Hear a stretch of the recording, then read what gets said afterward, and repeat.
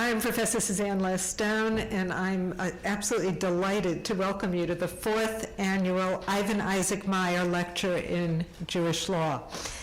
The lecture is the highlight of the public events that occur under the aegis of the Center for Jewish Law and Contemporary Civilization, which is a yeshiva university center located here at Cardozo. And for those who may not have encountered the center before, take some of our newsletters, read up on us a little bit. Basically, our purpose is to bring the Jewish legal tradition into conversation with other legal traditions of the world, including contemporary constitutional law, and with other disciplines, with political theory, religious thought, and literary theory, and we do this through a variety of means, including a graduate program targeted for those who are in the field of Jewish studies to introduce them to law and legal theory. We do it through an undergraduate program here at Yeshiva University, and we do it, of course, through journals, one of which we co-edit with Tel Aviv Law School called Dinei Israel, conferences, public panels, distinguished visitors, etc. The goal is to create a very lively intellectual community, and I think we've really managed it, and it's been a joy for me, and I hope productive for everyone else. I couldn't have done it, of course, without having an amazing partnership. The director of the center with me, Ari Mermelstein, our director of research, Shira Billet, and our program coordinator, Ut Steyer, who unfortunately are working too hard right outside to actually hear me thank them. This night's event is due to the amazing generosity of Dr. Ivan Isaac Meyer and the trustees of his estate, a proud German Jew and lawyer who settled in New York and made the Breuers community his home. And his trustees, who we thank immensely, Barbara Ebenstein and Samson Bechhofer, who we hear.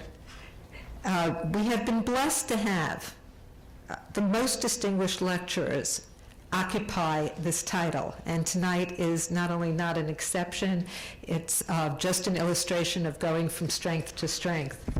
You have had the invitation and you have all the details of Professor Isaiah Gafni's very, very illustrious biography, and I'm not going to read all the details to you, but simply introduce him briefly as the Saul Rosenblum Professor of Jewish History at the Hebrew University, who has also been a regular visitor at Harvard and Yale and Brown, and also was the Louis Jacobs Fellow in Rabbinic Thought at Oxford University.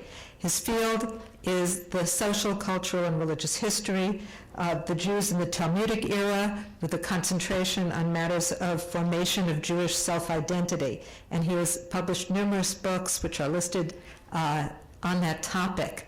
And I'll steal his thunder a little by saying, just before we began this lecture, I commented on his tie, and he said, yes, the last time he donned it was to present his book. He was asked to formally present his book to President Zalman Shazar, and the president wasn't wearing a tie. So we are a more demanding audience. And with that, I'm going to turn the podium entirely over to Professor Gafni. My pleasure.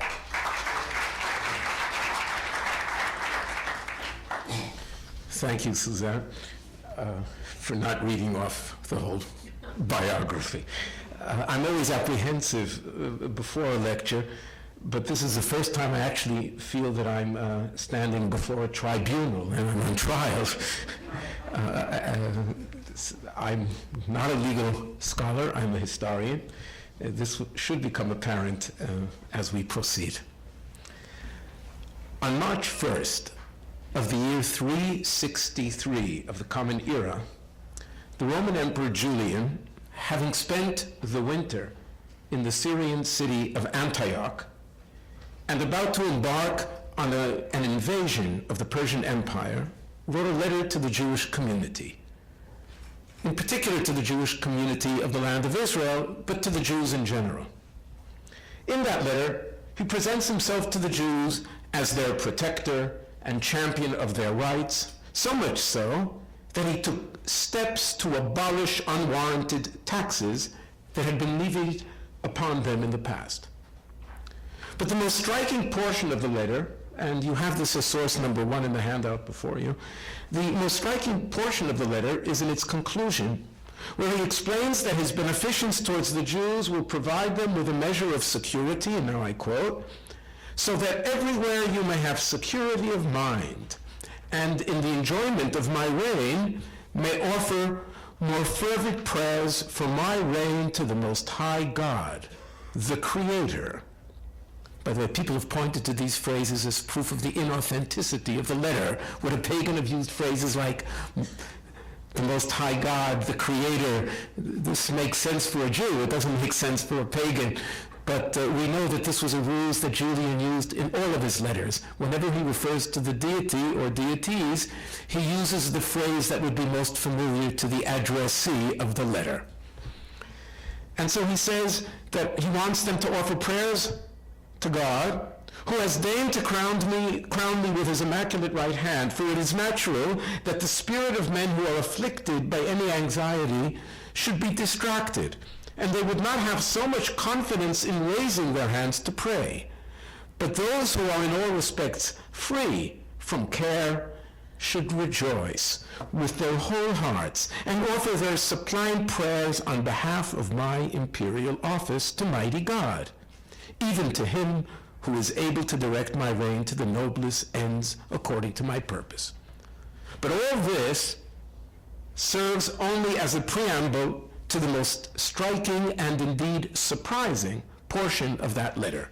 And again I quote, "This you ought to do," he says to the Jews, "in order that when I have successfully concluded the war with Persia," which by the way he didn't, he actually met his death that year in that campaign. But nevertheless, he writes them, "When I have successfully concluded the war with Persia, I may rebuild by my own efforts the sacred city of Jerusalem, which for so many years you have longed to see inhabited.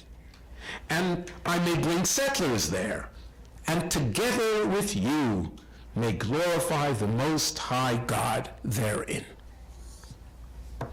Startling as this may sound, coming from the pen of the Roman emperor, it is in fact not all that surprising.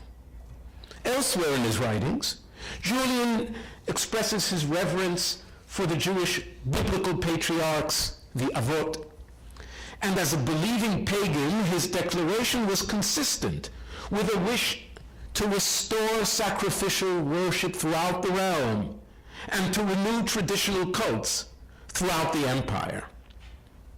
As a lapsed and by now violently anti-Christian, he of course knew that restoring Jerusalem and the temple to the Jews would strike a blow against Christian doctrine, which assumed that the desolation of the temple and the removal of the Jews from Jerusalem were everlasting proof of Christianity's truth.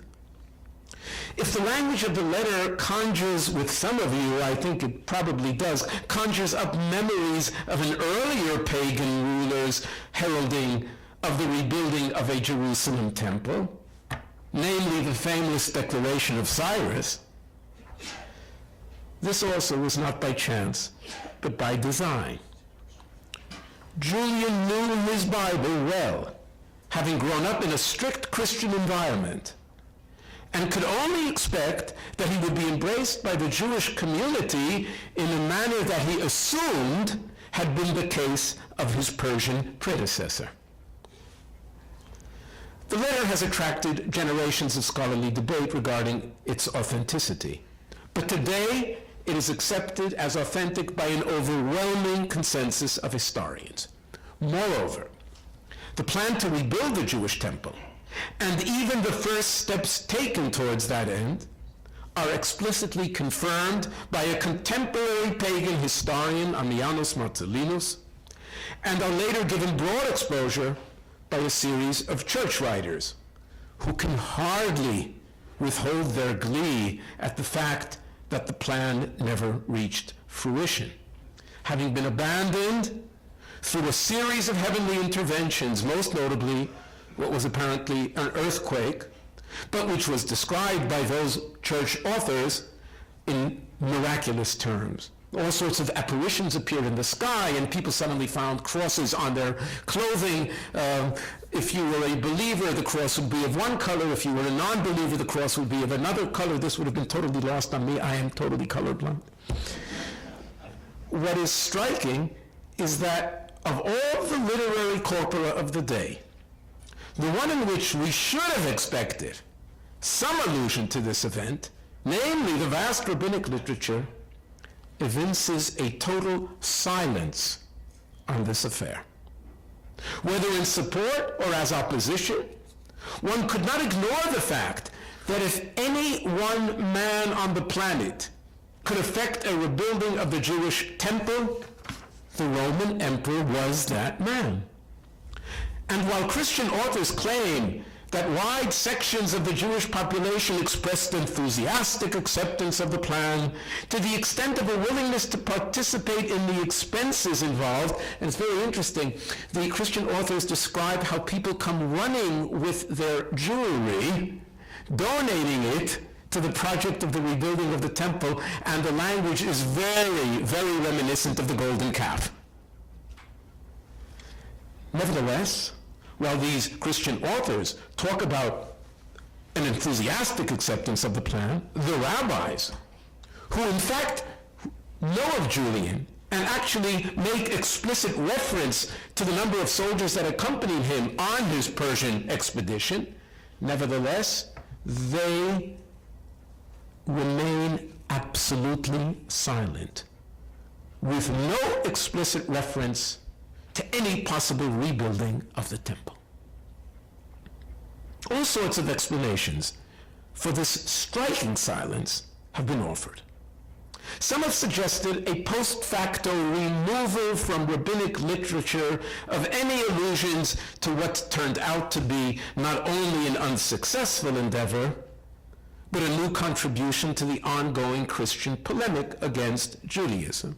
In other words, people might have been carried away with the belief that the temple would be rebuilt, but once it failed, suddenly, I never believed in it. Very reminiscent later on, the Sabbatean movement. You know, we hear of masses of people who believed in Shabtai Tzvi, but after the failure of his messianic appearance, suddenly everybody's willing to point at somebody else as being the believer. And so here we are. It has been suggested that rabbinic literature was simply censored, was simply whitewashed, and Julian and the project were removed. Others have ascribed to the rabbis a keen sense of the relative political and religious powers on the scene at the time, sensing that Julian was swimming upstream in what could only lead to an ultimate defeat at the hands of an ever-growing and powerful Christian church, to say nothing of a powerful Persian military opponent. But in fact, it's interesting. Julian died in the Persian expedition, but legend has it that he was killed by one of his own soldiers, a Christian. Nevertheless, I still find it hard to believe that the rabbinic establishment, both in the land of Israel as well as in Babylonia, and not just the rabbis, but the house of the patriarch, the Nasi, who is mentioned explicitly in that letter of Julian. He talks about Hillel, apparently. It's hard to understand or hard to believe that they could not appreciate that this might be the one great opportunity to restore the temple, the priesthood, and all the attending grandeur of what had once been the focal point of Jewish religious and national expression. Unless, of course, they were ambivalent about how much they were truly anxious to experience such a restoration. For almost 3 centuries, following the destruction of the Second Temple in the year 70 CE, Jews have managed to survive, having embraced a whole series of alternative systems of Jewish religious behavior. We can never truly know the degree of chaos and anxiety that confronted the Jews of the immediate post-temple period, because the earliest literary evidence comes down to us primarily in works edited at the earliest about 150 years after the fact, namely the Mishnah and the contemporary Tanaitic material,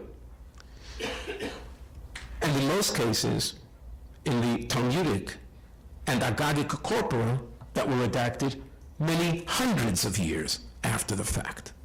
But we certainly can describe the nature of this systematic alternative context that was established for Jewish expression, commonly referred to as Rabbinic Judaism, if only because many of these alternatives were laid out in great detail for the first time in rabbinic literature, although some institutions, such as synagogues, certainly predate the destruction of the temple.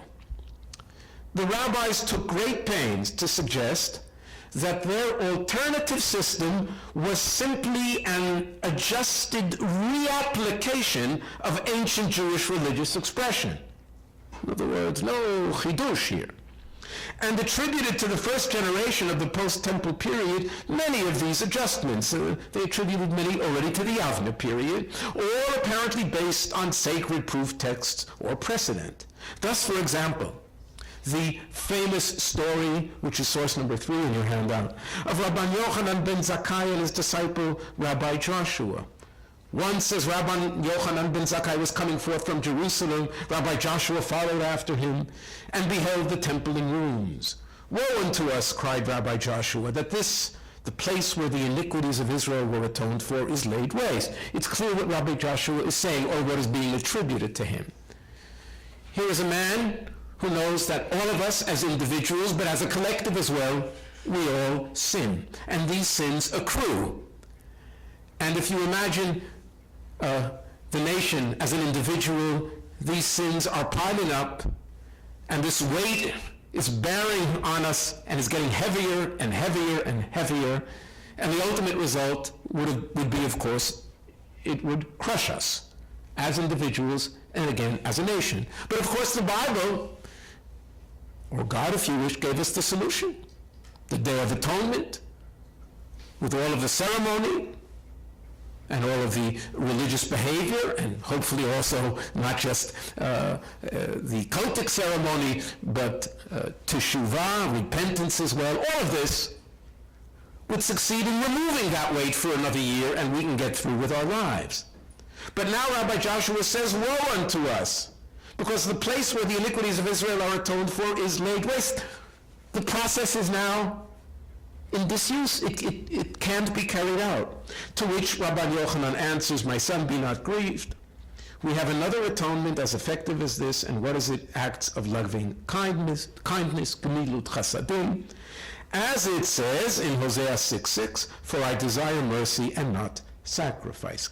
Ki chesed chafatzti, the word is chesed.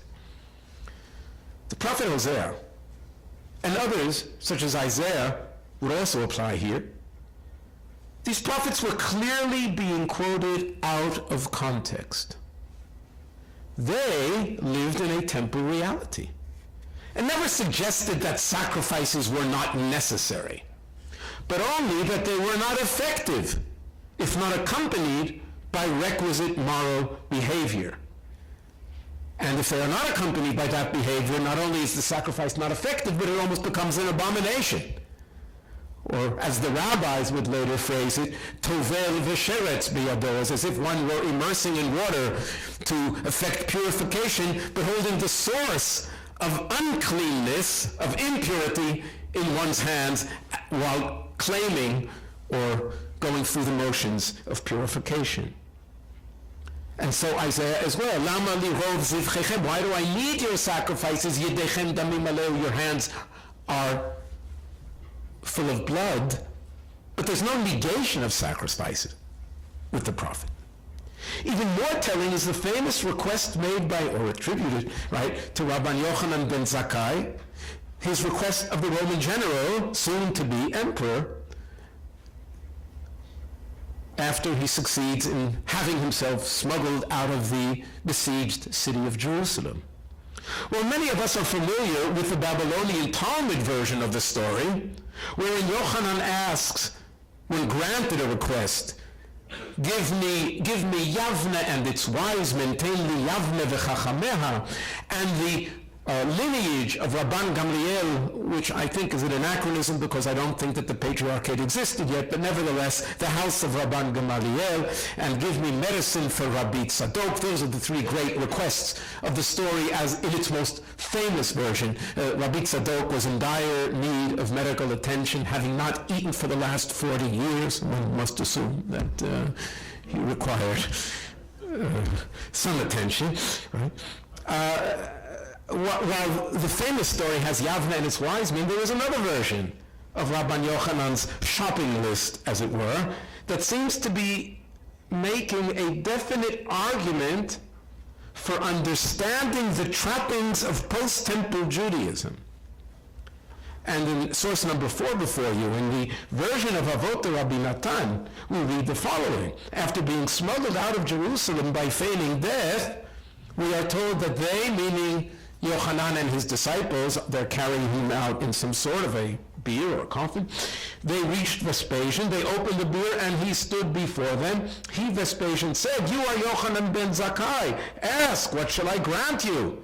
He said to him, "I ask from you only Yavneh." You'll notice what's missing here. It's wise men. In other words, here we don't have the anachronism. "I ask of you only Yavneh, that I may go and teach my disciples therein and establish prayer and perform there all the mitzvot." The list here is striking because it appears in Avot Rabbi Natan in connection with a famous statement made by a priest, often envisaged as one of the earliest, or if you wish, proto-rabbinic figures of the Second Temple period, namely Simon the Just, Shimon HaTzadik, who was one of the survivors of the great synagogue, and he, we are told in the Mishnah, used to say the world stands on three things: Torah, Avodah, and acts of loving kindness, Gemilut Chasadim. A careful comparison of these two statements is enlightening. For it appears that Rabban Yochanan's statement is no less than a post-temple reapplication, but in truth reinterpretation of the three pillars cited by Simon the Just. The first of these, Torah, may have originally meant the keeping of Torah, the keeping of the commandments. But now it comes to mean, in true rabbinic self-imagery, the study of Torah. And so Yochanan says, I will go and teach my disciples Torah, teaching Torah. The second pillar, according to Simon, Avodah, clearly referred to temple worship, sacrifices. I must tell you, this is a digression, you'll forgive me, right? Many years ago, I was asked to give a lecture in Israel by the Histadrut, by the Labor Federation, and they brought in a group of teachers. And I was explaining the statement of Simon the Just regarding Torah v'Avodah. And they found this wonderful and striking Avodah because they understood this to mean labor. And I told them, it's a beautiful idea, and I myself as a child grew up in a youth movement that actually took those two words, Torah v'Avodah, as its symbol. In other words, on the one hand, intellectual activity, spirituality, but on the other hand, the productivization of the Jew, the new Zionist model. So the religious model has to have both, and so it's both Torah and whatever it is, paving roads, digging ditches, right, or planting in the fields. But that's not what Simon meant.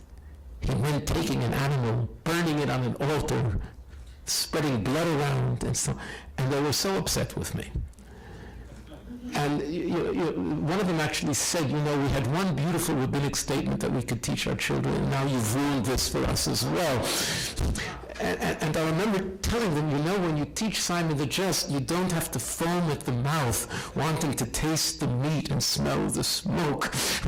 You've got to explain that this is how our forefathers understood worship of God. Whether they understood or not, I don't know, but I was not invited back for a second lecture. In any case, avodah, the second pillar, which did originally refer to temple worship, now evolves into establishing prayer. But these two are not just alternatives to an earlier system. They will serve as the underpinnings for a completely revised social hierarchy as well. Teaching disciples will require a guild of qualified sages, while praying, as the new avodah, obviates the need for a priestly class, which up to the year 70 was certainly the most potent group on the Jewish social ladder. And so while Avot of Rabbi Nathan projects the continuity aspect of Rabban Yochanan ben Zakkai's request, where nothing is new, it's just being applied and adapted, in truth it represents a major upheaval. I would also mention that continuity is affected with the third request.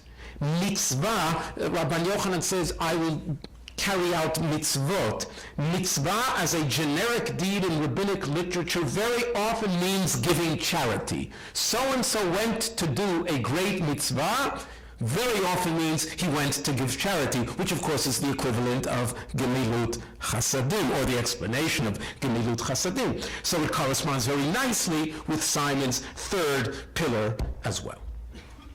We all know that ultimately the innovations and adaptations, take your pick, that were established, beginning with Yavneh and Rabban Yochanan ben Zakkai and continuing through the Talmudic era, would come to represent the Judaism of the rabbis, and in many ways the Judaism we are all familiar with today, and indeed that we practice today in our respective ways. This includes prayer instead of sacrificial worship, synagogues instead of a temple, rabbis rather than priests, and in many ways a text-oriented society centered around the study and interpretation of Torah in its broadest sense. Clearly, the sages of the Talmudic era were no less aware of this transition than we are, which begs the question, how did they, not us, how did they compare this new reality with the earlier one that, following the destruction, was a product of their own innovation? Did they consider Jewish history to be playing out on a constant downhill slope, where earlier generations were always superior in all matters spiritual to subsequent generations? While the destruction of the temple was cited by the rabbis as a watershed leading to a degenerative process in a whole series of natural as well as behavioral phenomena, and you have in source number 2 before you, the Mishnah in Sotah, when the temple was destroyed, there disappeared the shamir worm. This should only be the greatest calamity of the destruction. Nevertheless, the shamir worm and the honey of tzofim, and there ceased to be faithful men. Rabban Shimon ben Gamliel says in the name of Rabbi Joshua, from the day that the temple was destroyed, there is no day without a curse, and the dew is not fallen for blessing, and the flavor of fruits has been removed. And Rabbi Yossi says the richness has also been lost from fruits. But all this notwithstanding, one might wonder if this same process of regression was also applied to post-temple rabbinic Judaism. Has our relationship with God suffered an irreparable blow with the destruction? With the alternatives simply a default position? Or have we possibly achieved a higher level of religious expression when compared with our pre-70 forebears? I do not think the rabbis maintained a single and uniform position on this issue, but would like to point to at least one branch of rabbinic thought that may not have considered the realities of their day to be merely the optimal choice from among a range of second-rate alternatives. The most glaring rabbinic representation of the destruction as a watershed in the relationship between God and Israel is also the most enigmatic. It appears in the Babylonian Talmud, source number 5, Tractate Berachot 32b, and was the subject of a brilliant study by the late Professor Baruch Boxer in 1983. It appeared in the Jewish Quarterly Review, volume 73. And his conclusions will serve me. I will follow his conclusions closely in some of my next remarks. The statement is attributed to Rabbi Elazar ben Pidat, a third century sage. And you notice that I had to quote it in Hebrew, because the whole problem is how to translate the statement, with one word being the root of the problem. Amar Rabbi Elazar, miyom shecharav beit hamikdash, from the day the temple was destroyed, and now comes the difficult word, nifseka chomat barzel bein Yisrael le'avim shebashamayim. I purposely, as I said, cited the original because everything hinges on the proper translation. The problem is with the verb nifseka, which comes from the root pei samach kuf, and that root suffers not only two different translations, but two totally opposite translations. The problem here that it can mean two different things diametrically opposed to one another. And thus, while the conventional translation might be, and Rabbi Elazar said this is source number 6, from the day the temple was destroyed, an iron wall has cut Israel off from its Father in heaven. An alternative, an equally feasible translation might be, and Rabbi Elazar said, from the day the temple was destroyed, the iron wall that was between Israel and its Father in heaven has come to an end, has been removed, has ceased. There are two ways to resolve this issue, neither of them conclusive. But the issue of Rabbi Elazar's intention is the crux of the matter. One approach might be to see where the editor of the Talmud inserted the statement. What comes before it and what after. The downside of this approach is that it will only inform us about the editor's interpretation. This editor may have lived 300-400 years after Rabbi Elazar. And it may not reflect necessarily Elazar's own understanding or intention. The other approach is to search for other statements by the very same rabbi to see if there is a consistent approach on this issue that Rabbi Elazar seems to have embraced elsewhere as well. And here, apparently both of them come together. The first approach is instructive because the statement appears among a number of other allusions to the potency of prayer. It appears in Tractate Brachot that deals with prayer. And in certain cases, the text compares prayer with sacrifice. And sure enough, the rabbi to whom the statement is attributed is the same Rabbi Elazar. Rabbi Elazar said, prayer is greater than good deeds. And Rabbi Elazar said, prayer is greater than all the sacrifices. As it is said, what need have I of all your sacrifices? Isaiah 1:11. And it is written, and when you lift up your hands, I will turn my eyes away from you. Though you pray at length, I will not listen. Your hands are stained with blood. Sacrifices don't work, prayers work. Said Rabbi Yochanan, any priest who has slain a person, even by accident, should not lift up his hands in the priestly benediction. As it is said, your hands are stained with blood. If indeed Rabbi Elazar believes that prayer is greater than sacrifice, with the latter serving before the destruction and prayer following the Khurban, it would seem apparent that the destruction facilitated access to God, hence nifseka would suggest a removal of the barrier.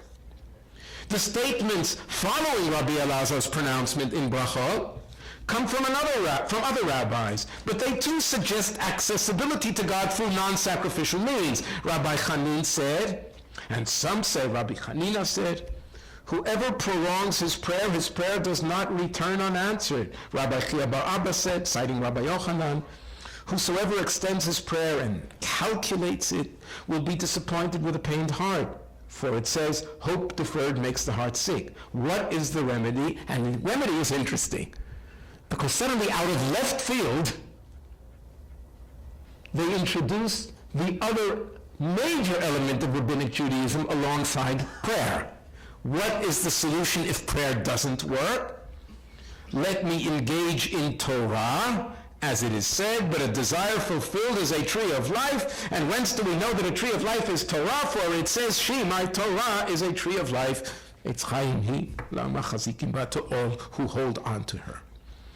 Moreover, in a totally removed context from brachot, Rabbi Elazar also stresses that charity, the third element of Rabban Yochanan ben Zakkai's shopping list, is also more potent than sacrifice. And so we find in Sukkah 49b, Rabbi Elazar said, he who performs charity is greater than he who offers all the sacrifices. For it says to do charity and justice is more accessible or acceptable to the Lord than sacrifice. In other words, when we put all of his statements together, he seems to be saying that the results of Yochanan ben Zakkai's original request, mythic as it may be, nevertheless the results have produced an accessibility to God that exceeds anything that predated the destruction of the Second Temple. And by the way, we have other sources to the same effect. For instance, I think I put one number 10 before you from a much later midrash. When Moses saw with the Holy Spirit that the temple is destined to be destroyed and the first fruits are destined to cease, he immediately ordained that Israel pray 3 times every day, because prayer is dearer to God than all the good deeds and all the sacrifice, for it is written, etc., etc. Do these statements all suggest that our relationship with God has advanced with the destruction rather than receded, as might have been expected? Taken alone, this may not be the case. And the simple argument against would be to claim that these are words of consolation. Don't worry, we don't have sacrifice, but we have something equally potent. We have prayer. Consolation. But when placed alongside a whole series of other rabbinic statements, this solution may lose some of its conviction. On the one hand, the tragedy of the destruction, while never ignored, seems to have been mitigated as we proceed further into the rabbinic period. A most striking midrash is the following, and this is a beautiful midrash. This is source number 12 in front of you. A psalm of Asaph, Mizmor le'Asaph. O God, the heathen have entered your inheritance, Psalm 79. To which the Midrash asks, Mizmor le'Asaph? The text should have said, a weeping of Asaph, a lament of Asaph, a dirge of Asaph. Why does it say Mizmor le'Asaph? He's singing as a result of the destruction. And so, the rabbi has to give a solution. It may be likened to a king who erected a chamber for his son, which he plastered, cemented, and decorated. But his son embarked on an evil path. Forthwith the king went up to the chamber, tore the curtains, broke the rods. But the son's pedagogue took a piece of the rod and used it as a flute and began to play music upon it. They said to him, the king has destroyed his son's chamber, and you are sitting and playing a tune? He replied to them, I play a tune because the king overturned his son's chamber, but did not pour out his anger on his son. Similarly, people said to Asaph, the Holy One, blessed is he, caused the temple and sanctuary to be destroyed, and you're singing? He replied, I sing because God poured his wrath upon wood and stones, and not upon Israel. For it is written, he kindled the fire in Zion, etc. Not only is the temple's role diminished to one of sticks and stones, and this is a radical statement. The temple now is presented as an inanimate body of sticks and stones with no intrinsic meaning. But not only this, a whole different set of rabbinic statements sets out to compare the status of the rabbi with that of his two most prominent predecessors, both of whom functioned when the temple or temples still stood. I refer here to prophets and priests. How do rabbis compare with prophets and priests? The sages clearly positioned themselves chronologically as the successors to the prophets. And this is apparent in the words of an early midrash, namely Seder Olam, number 14 in front of you. He is Alexander of Macedon, who ruled for 12 years. Until that time, the prophets prophesied through the Holy Spirit. From then on, with the cessation of prophecy, bend your ear and heed the words of the sages. But they are not merely successors to the prophets. They are considered by some sages to be preferable as well. And so you see the parallel. Prayer, preferable to sacrifice, and now we will find rabbis preferable to prophets. Rav Avdimi of Haifa said, from the day the temple was destroyed, prophecy was taken from the prophets and given to the sages. And Amema said, a sage takes precedence to a prophet. There is an opposite opinion in the Talmud, but of course in true academic behavior, I skipped over that one. I'm in a court, I'm trying to build a case. The most forceful expression of the primacy of rabbis to prophets is the following comparison in the Yerushalmi. This is number 16 in front of you. A prophet and a sage, to what may they be compared? To a king who sent two of his senators to a province. Concerning one he wrote, if he does not show you my seal and signet, do not believe him. And about the other he wrote, even if he does not show you my seal and my signet, believe him. So with the prophet it is written, if a prophet arises among you and shows you a sign or a wonder, a prophet has to prove himself. Whereas here, regarding a sage, according to the instruction they give you. The sage you must accept without any additional proof. These statements have advanced, so I would argue, again following Boxer, beyond the realm of consolatory statements to actual appraisals of the current social reality. Rabbinic Judaism is a Torah-oriented system, and the study of Torah itself assumes a status clearly not inferior to anything that transpired in a temple context. This attitude is especially to be found in statements emanating from the Babylonian rabbinic milieu, such as the following. And this again is a radical statement. This is number 13. Reish Lakish said, what is the significance of the verse? This is the law for the burnt offering, for the meal offering, for the sin offering, for the guilt offering. Zot ha-Torah la'olah, la-mincha, ve'la-chatat, ve'la-asham. And we will see that the lamid here is important in a minute.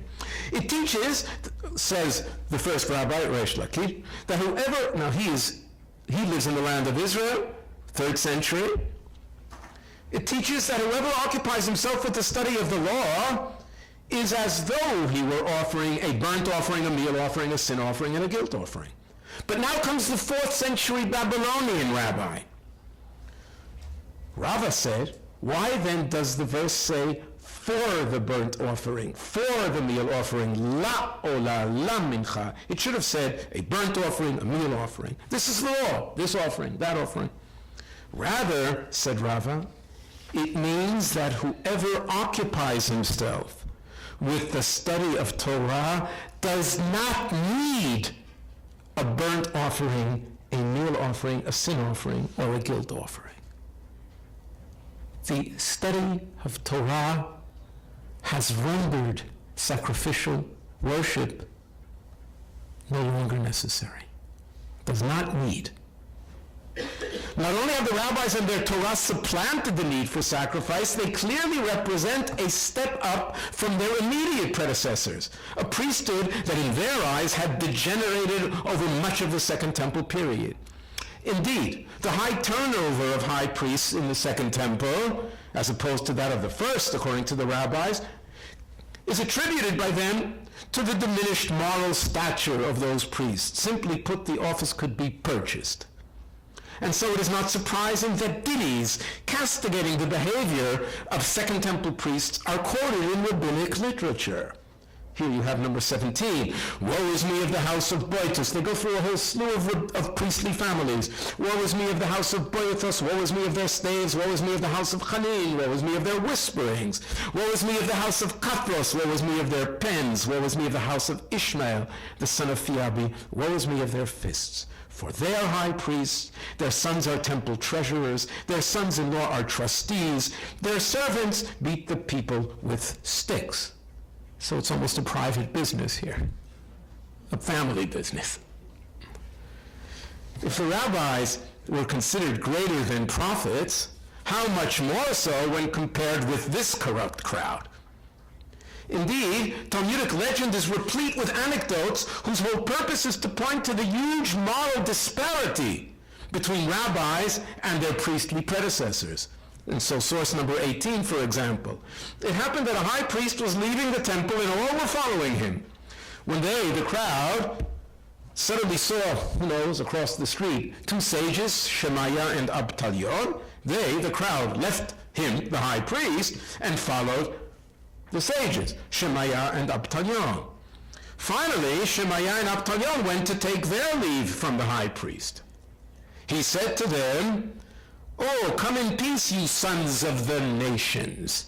And this was a rub, the ultimate rub of a priest to a non-priest, to someone who doesn't have pedigree or lineage, but in this case it was even worse. They come from a stained background. It was said that Shemaiah and Avtalion are descendants of Sennacherib, the king of Assyria, the wicked king.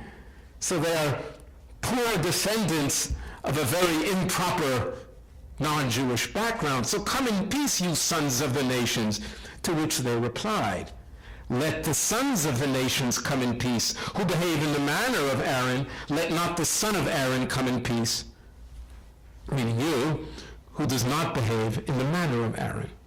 The total removal of pedigree, so critical in a temple environment, was expressed by the rabbis in the most extreme terms.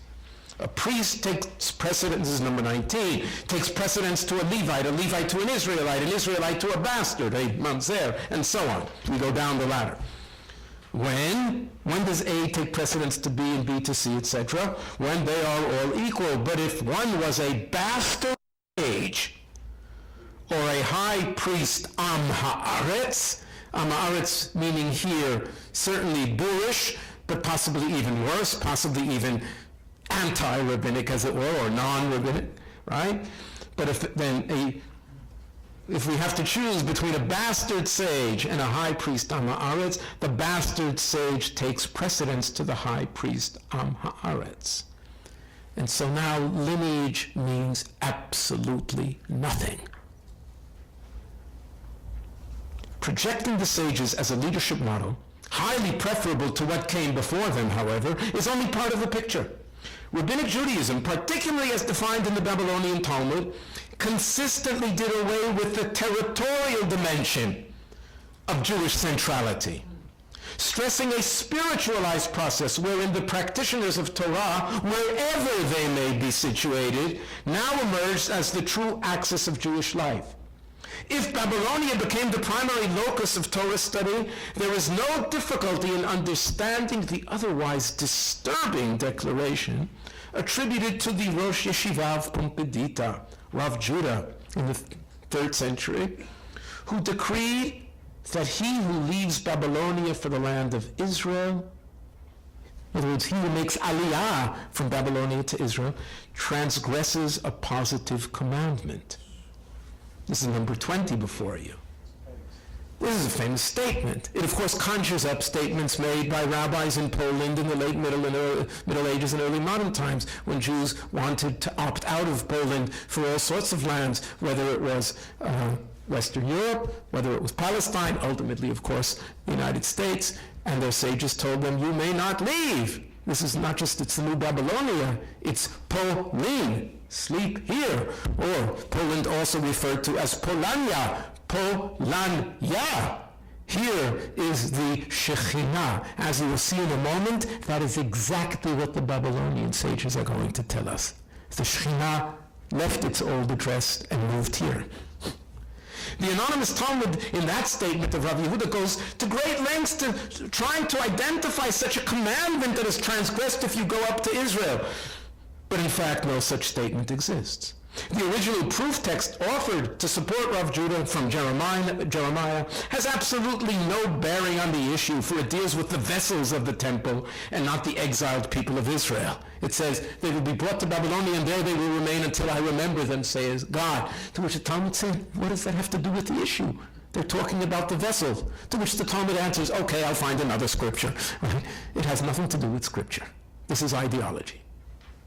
While the anonymous Bavli recognized that fact, it nevertheless continued to stress that the Jewish center was no longer defined by geography and located in Jerusalem, but by the predominance of Torah knowledge, which had moved to Babylonia.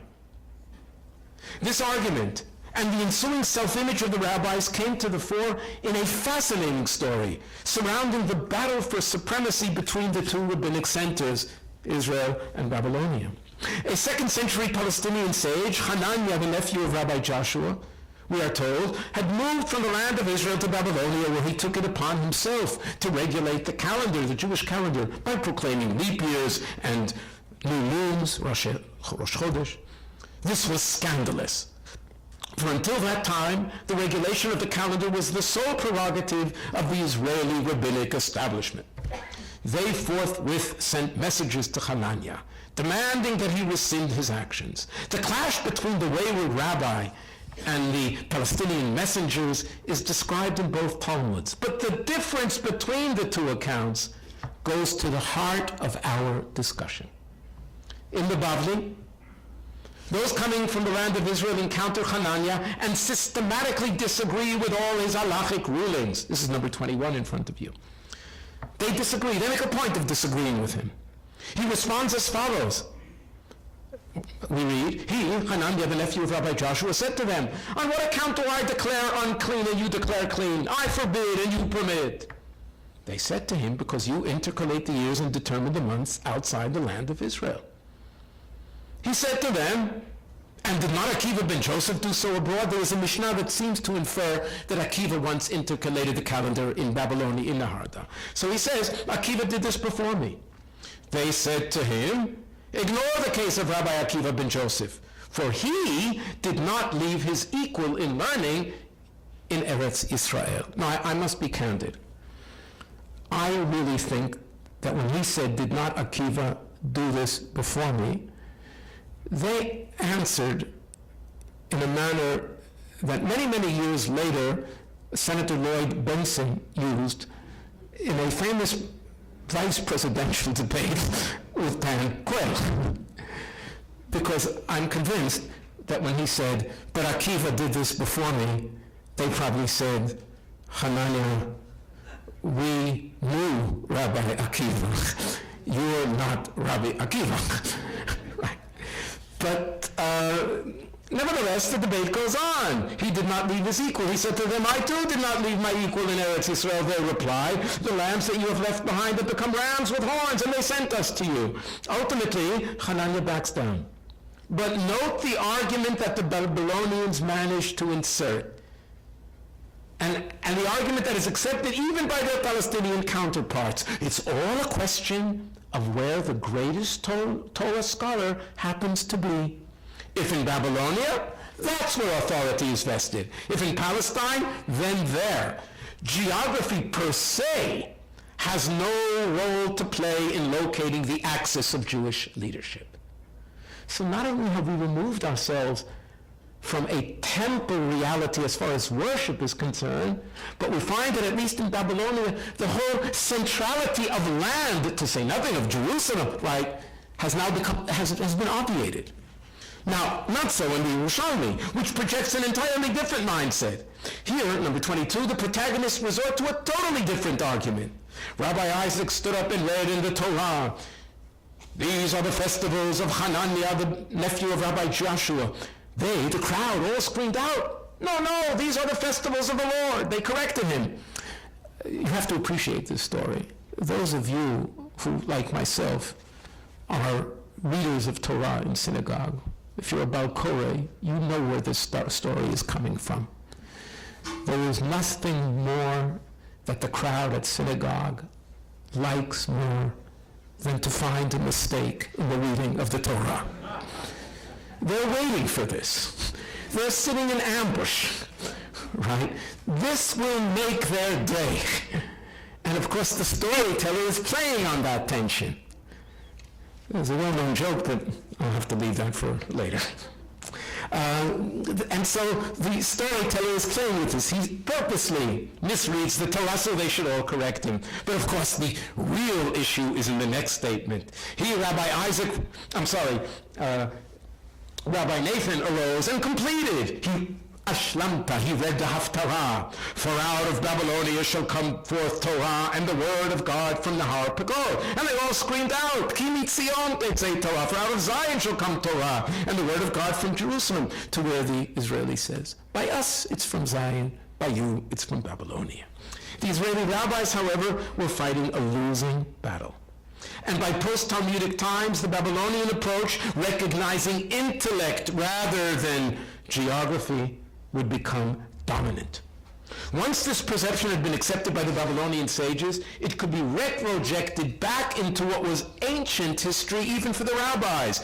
And thus the Babylonians went on to claim that the shift from a territorial center to a spiritual or intellectual one had already transpired in the last days of the first temple, when all the masters of the Torah, the Charash and the Masger, the craftsmen and the smiths, were transported with their yeshivot, this is number 24, to Babylonia, just prior to the Churban, to the destruction of the first temple.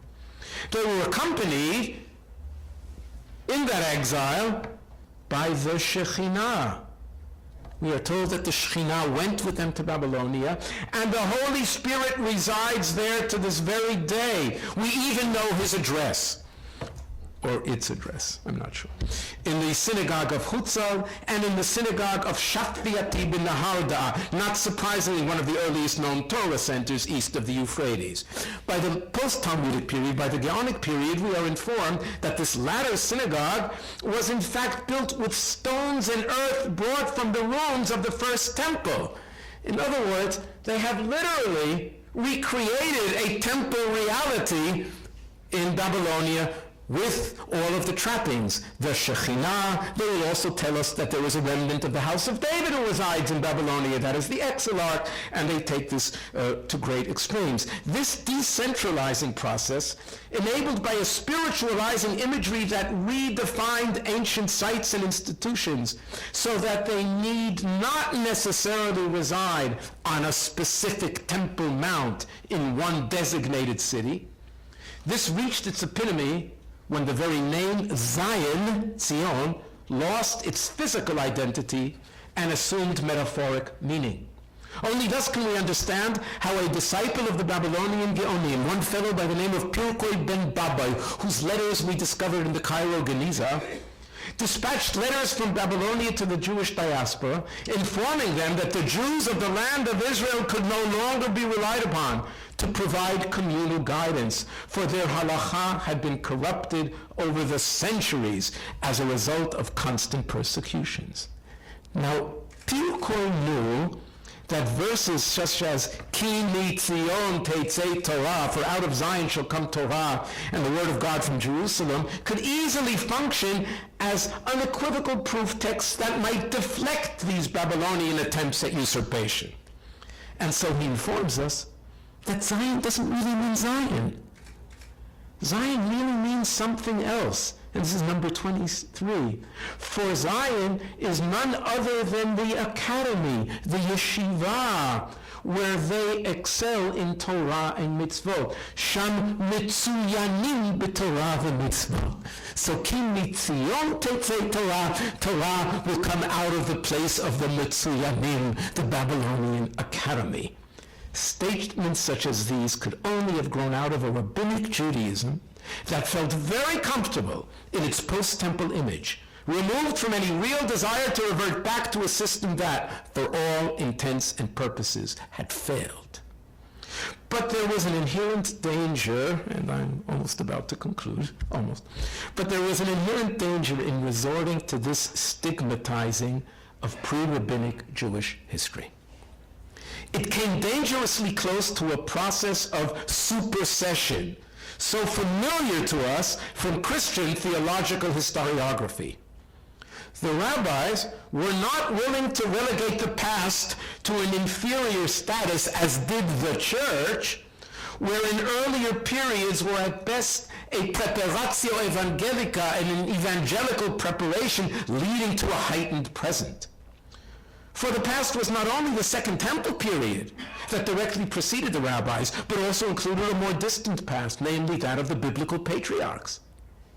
Surely the sages did not think that just as a sage takes precedence to a prophet, he also takes precedence to the very founders of the nation. The solution to this dilemma of viewing Rabbinic Judaism as a loftier expression of true Jewish behavior, while at the same time revering the untarnished past of the Avot, of the patriarchs, was to project that ancient past in rabbinic terms as well, through a process of rabbinization. To be sure, the rabbis were not the originators of the idea that the commandments were known and in many cases observed already by Adam and by Abraham. This was already found, it's one of the central themes of the book of Jubilees. You know this, that Adam keeps the Sabbath, he speaks Hebrew, he actually wrote one of the Psalms, Mizmor Shir Liyom HaShabbat. He kept Passover, which I found very interesting, not so much because of Adam, but because of Eve. And I constantly conjure up Eve cleaning the Garden of Eden. What is she looking for? Now you notice I'm not bringing up the question of who's hechsherim she. I mean, what is there to clean? I mean, polishing apples maybe. What is there left to do? But this, of course, was known to the Book of Jubilees. But the Midrash seems to have taken this a step further, so that while it recognizes that Adam not only offered sacrifices and observed the Sabbath and holidays, as did the Avot, he was also commanded to devote himself to the study of Torah, which supplanted, or at least was equal to, sacrifice as the true interpretation of the commandment la'avod. Hence, in the Garden of Eden, he was commanded le'abedah, the same root, avodah, and the rabbis explain, meaning to study Torah. So now avodah has come to mean something else. Reading the book of Genesis through the prism of Midrash, one cannot fail to notice the rabbinization of the nation of Israel's formative history. Isaac goes off to study in the yeshiva of Shem and Ever. Jacob resides in tents. He is Yoshev Ohalim, which are none other than Ohalei Torah. Joseph studies Torah with his father before being abducted, and so forth. For the rabbis then, Rabbinic Judaism is no longer an encroachment on a temple-oriented immediate past, but a revival or restoration of an idealized past.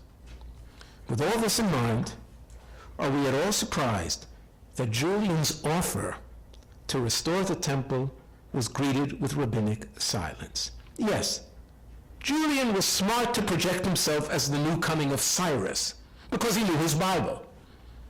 What he could not know was Talmud Bavli, Tractate Rosh Hashanah, where serious flaws are attributed to Cyrus, that very same Cyrus, and where we are told that he, Cyrus, ultimately went astray. I do not wish to claim that what motivated this silence was a political agenda, namely the unwillingness of the sages, as well as the Palestinian Nasi, the patriarch, they were unwilling to restore prominence to the priests that they of course would have the most to gain by a restoration of the temple, and it would be at the expense of the patriarch and the rabbis. I'm not saying that. Rather, the sages appear to have been very comfortable with the alternatives they succeeded in establishing as the basis of post-temple Jewish life, and may have been very hesitant on gambling this away for a project that may or may not succeed, and that in any case has a proven history of failure. Yes, they would continue to pray for a restoration of the temple, in part perpetuating what were certainly the sentiments and hopes of the immediate post-temple generations, but at the same time, probably imagining an ultimate temple of a divine nature, one that could not be refused precisely because it was provided by the deity and not by pagan rulers set on advancing their own political agenda. But until that moment arrived, the rabbinic frameworks and solutions for ongoing Jewish survival, as articulated by the sages, were far more than consolatory expressions deriving from the acceptance of a default situation. Even if some statements were at first issued as consolation, the critical mass of these ideas evolved into an active ideology and self-image of what is good and proper, and went far beyond making it the best of a bad situation. Make no mistake, I speak as a historian of the past, and am not intent on providing a contemporary audience with what some might consider a timely message. I, too, pray 3 times a day for the restoration of ancient rites. But then, traditional historians of Jewish history, such as myself, are often accused of maintaining a dichotomous lifestyle. I can only tell you that when I gave a similar talk to a private gathering in a friend's house, just a few days before last Tisha B'Av, a small number in the audience were a bit uncomfortable with what I had suggested, and they gathered in a corner and started chanting, they were very surprised when I went over and joined them in the singing. Thank you.